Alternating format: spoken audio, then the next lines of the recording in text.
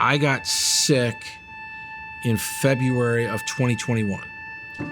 February 12th, which was a Friday night, I went to dinner with my wife and some friends. We went to Dave & Buster's. We were gonna, play pool, whatever. And I didn't feel that good. So I had a cheeseburger and they kind of played some video games and I went home. That night I started feeling worse. And I went in and they did a test on me and they said, he's not only has COVID, he has pneumonia, and not only does he have pneumonia, his oxygen saturation level is in the low 80s, which is not good.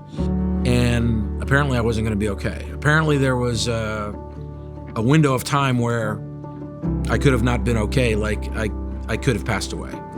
So Monday afternoon I started doing really better, and then they came in and said, maybe you can go home this week. And then Tuesday, all of a sudden, they said, you're good. My son, senior at Wheaton, playing baseball.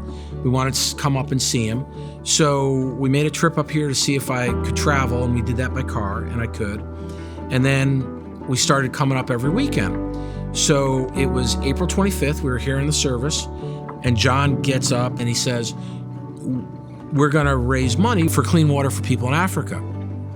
As I was sitting there was no burning bush or, I didn't hear, David, you must run in the marathon. I just felt God lead me to do it. I felt like this was my way out.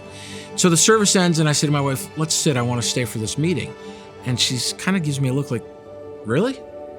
Marathon? So, and if you look at my physique, I'm not a runner, right? Before I'd ever trained for the marathon, probably the farthest I ever ran was 3 miles, my entire life. We had planned to come up every weekend to watch my son play baseball. And so we started coming up and, we met John and all the mission runners at Springfield Park. That was a great launching point. I got to meet a couple people here. People were extremely supportive. And, it's an odd story, right? This guy lives in Texas and he was sick, and why is he here exactly? So, but I just followed the plan.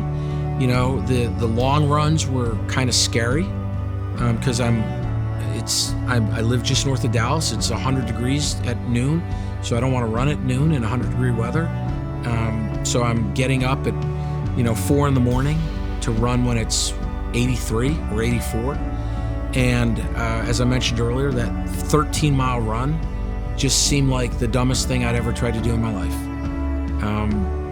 I was nervous about it, but I did it. And I think that God kept me near him throughout the entire process. And my wife supported me. And getting the emails of encouragement from John and Anders every week was really important. And on October 10th, it took me 6 hours and 19 minutes, but I did 26.2.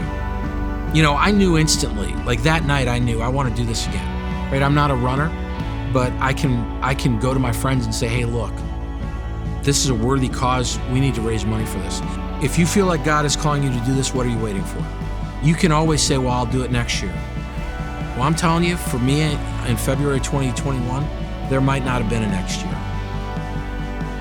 That's it, right? This isn't for everybody, I get it. But if God has called you to do this, what are you waiting for?